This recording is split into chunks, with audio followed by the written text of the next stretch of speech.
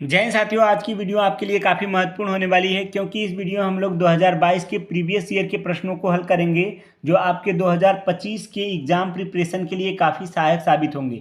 इस वीडियो में आपको 2022 के प्रीवियस ईयर के प्रश्न मिलेंगे।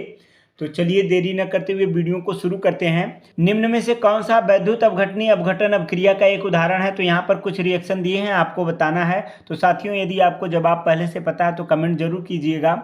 यहाँ पर 2H2O equal to 2H2 plus O2, यह आपका सही जवाब हो जाएगा। आपका सही ऑप्शन कौन सा होगा? सी हो जाएगा। वैद्युत अपघटनी अपघटन अपक्रिया से तात्पर्य है कि अपने आयनों में विभक्त हो जाना। तो यहाँ पर हाइड्रोजन और ऑक्सीजन जो है कि अपने आयनों में विभक्त हो गए हैं। चलिए अगले प्रश्न की तरफ बढ़ते हैं। अगला प्रश्न है कि निम्नलिखित में से किस राज्य में नेस्ले इंडिया लिमिटेड ने 1961 में अपना पहला कारखाना स्थापित किया था? तो निम्न में से किस राज्य में नेस्ले इंडिया लिमिटेड ने 1961 में अपना पहला कारखाना स्थापित किया था? तो पंजाब राज्य में। पंजाब राज्य में नेस्ले इंडिया लिमिटेड ने 1961 में अपना पहला कारखाना स्थापित किया था। तो आपका सही ऑप्शन क्या हो जाएगा? बी हो जाएगा। अगले प्रश्न में आपसे पूछा गया है कि फरवरी 2022 में भारत और इनमें से किस दो देशों के मध्य निवेश किए गए थे? जो निवेश किस पर था? एक जल विद्युत परियोजना के निर्माण हेतु प्रस्ताव था और एक संयुक्त टास्क फोर्स बनाने की सहमति दी गई थी। तो इनमें से आप कौन दो देश हैं जो जिनके मध्य एक जल विद्युत परियोजना के निर्माण हेतु प्रस्ताव के लिए टास्क फोर्स बनाने हेतु सहमति दी गई थी? तो एक भारत है और दूसरा कौन सा है? नेपाल है। तो आपका सही ऑप्शन क्या हो जाएगा? बी हो जाएगा। अगला प्रश्न है कि एक प्रोटॉन को चित्र द्वारा प्रदर्शित किया गया है। इसमें आपको बताना है कि एक चुंबकीय क्षेत्र में प्रेषित किए जाते हैं तो इस पर लगने वाले बल की दिशा क्या होगी? तो जो प्रोटॉन है, एक इसमें फिगर में दर्शाया गया है कि प्रोटॉन को इधर दिखाया गया है और मैग्नेटिक फील्ड की दिशा इधर है। तो आपको बताना है कि यहाँ पर जो बल की दिशा होगी वह किधर की ओर प्रमोट करेगी। तो यानी आप यहाँ पर फ्लेमिंग के दाएं हाथ के नियम को यूज करेंगे तो वहाँ पर आपको देखने को मिलेगा कि यह कागज तल के अंदर की ओर होगा। तो यहाँ पर आपको देखने को मिलेगा कि यह कागज तल में अंदर की ओर। तो आपका सही ऑप्शन क्या हो जाएगा? सी हो जाएगा। फ्लेमिंग के दाएं हाथ के नियम का उपयोग आप जरूर कीजिएगा। अगले प्रश्न में पूछा है कि निम्नलिखित में से उच्चतम संयोजकता वाले तत्व का चयन कीजिए। तो इनमें से कौन सा उच्चतम संयोजकता वाला तत्व है? यदि आपको जवाब पहले से पता है तो कमेंट जरूर कीजिएगा। तो उच्चतम संयोजकता वाला जो तत्व है वह कौन सा है? नाइट्रोजन है। तो आपका सही ऑप्शन क्या हो जाएगा? ए हो जाएगा। अगले प्रश्न में पूछा है कि भारतीय संविधान के किस संशोधन के द्वारा संप्रभु लोकतांत्रिक गणराज्य शब्दों को बदलकर संप्रभु समाजवादी धर्मनिरपेक्ष लोकतांत्रिक गणराज्य कर दिया गया और राष्ट्र की एकता शब्दों को बदलकर राष्ट्र की एकता और अखंडता कर दिया गया? तो यह किस संविधान संशोधन में हुआ था? साथियों, आपको जवाब पता है तो कमेंट जरूर कीजिएगा। यह आपका जो किया गया था किसमें? 42वें संविधान संशोधन में। सही ऑप्शन आपका बी हो जाएगा। अगले प्रश्न में बढ़ते हैं। अगला प्रश्न है कि 1 सेमी ऊंचाई वाली एक किसी वस्तु को 10 सेमी की फोकस दूरी वाले अवतल दर्पण के सामने 18 सेमी की दूरी पर रखा गया है। तो मुख्य अक्ष पर रखा गया है। तो इस प्रतिबिंब की ऊंचाई क्या होगी और यह प्रतिबिंब कैसा होगा? वास्तविक होगा कि उल्टा होगा कि सीधा होगा? तो यहाँ पर आपको पता है कि हमें पता क्या करना है? प्रतिबिंब की ऊंचाई। तो यहाँ हम रेखीय आवर्धन के फार्मूले का सहारा लेंगे जो कि क्या होगा? प्रतिबिंब की स्थिति बटे वस्तु की स्थिति के द्वारा ज्ञात किया जाएगा। तो यहाँ पर आपको देखने को मिलेगा कि यह 1 सेमी से क्या होगा? अधिक और तथा उल्टा प्राप्त होगा। अवतल दर्पण में जो यहाँ पर आपको देखने को मिलेगा कि यह कैसा होगा? 1 सेमी से अधिक और उल्टा होगा।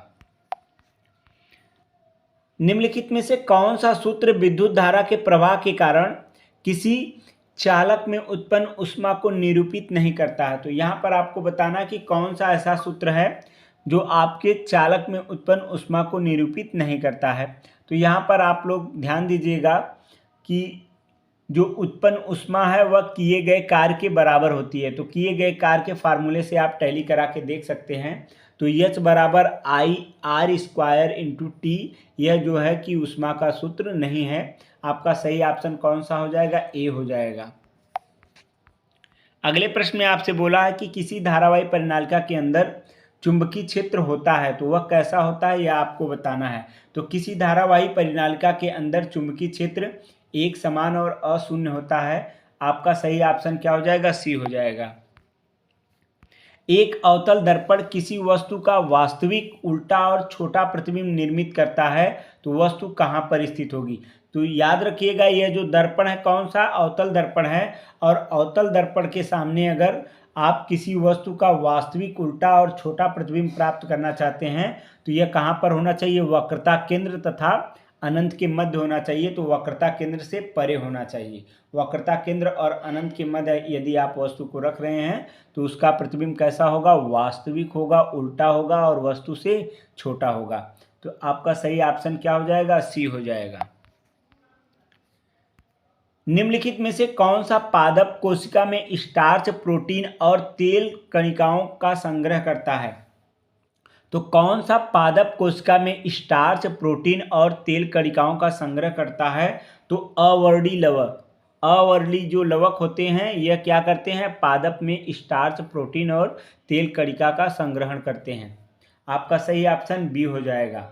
साथियों, यदि आपको वीडियो अच्छी लगे तो एक लाइक ज़रूर कीजिएगा और यदि आप चैनल पर नए हैं तो चैनल को सब्सक्राइब भी कर दीजिएगा। अगले प्रश्न में आपसे बोला है कि किसी वस्तु को 20 सेमी की फोकस दूरी वाले अवतल लेंस के, यहाँ पर लेंस है, अवतल लेंस के मुख्य अक्ष पर 10 सेमी की दूरी पर रखा गया है तो लेंस द्वारा उत्पन्न आवर्धन तथा प्रतिबिंब क्या होगा यह आपको बताना है। तो यानी आप यहाँ पर यम बराबर क्या यूज करेंगे? प्रतिबिंब की स्थिति और वस्तु की स्थिति वाले फार्मूले को यूज करेंगे। तो यहाँ आपको देखने को मिलेगा अवतल लेंस से सदैव जो आपका प्रतिबिंब बनता है वह कैसा बनता है? सीधा बनता है। और यह कहाँ पर बनता है? फोकस से पहले बनता है। मुख्य फोकस जो होगा उससे पहले बनता है, उसके आगे बनता है। तो यानी आपका जो सही ऑप्शन हो जाएगा 1 से कम और कैसा होगा? सीधा होगा। तो आपका सही ऑप्शन ए हो जाएगा। अगला प्रश्न है कि बड़ी डैश डैश बड़ी कोशिका गोलिका के आकार को संकुचित करता है तो इनमें एंजाइम अधिक प्रभावी ढंग से कार्य करते हैं। तो देखिए कौन सी ऐसी, निम्न में से कौन सी ऐसी बड़ी वसा गोलिका के आकार को संकुचित करता है? बड़ी वसा गोलिकाओं के आकार को क्या करता है? संकुचित करता है और इनमें एंजाइम अधिक। निम्न में से कौन सा बड़ी वसा गोलिकाओं के आकार को संकुचित करता है और जिनमें एंजाइम अधिक प्रभावी ढंग से कम काम करते हैं? निम्न में से कौन सा बड़ी वसा गोलिकाओं के आकार को संकुचित करता है और जिससे एंजाइम अधिक प्रभावी ढंग से काम करते हैं? तो इनमें से कौन सा ऐसा है जो बड़ी वसा गोलिकाओं के आकार को संकुचित करता है? तो बड़ी वसा गोलिकाओं के आकार को संकुचित करने वाला जो एंजाइम है वह क्या है? पित्त लवण होगा। आपका सही ऑप्शन क्या हो जाएगा? ए हो जाएगा। नाबार्ड का फुल फॉर्म या फुल रूप क्या है? तो नाबार्ड का फुल रूप जो है आपको बताना है। तो यहाँ नाबार्ड जो है क्या है? National bank for agriculture and rural development. यह आपका सही ऑप्शन कौन सा हो जाएगा? सी वाला हो जाएगा। यहाँ पर आपको कुछ सुमेलित करना है, कुछ सूत्र दिए हैं और उनका क्या दिया है? नाम दिया है।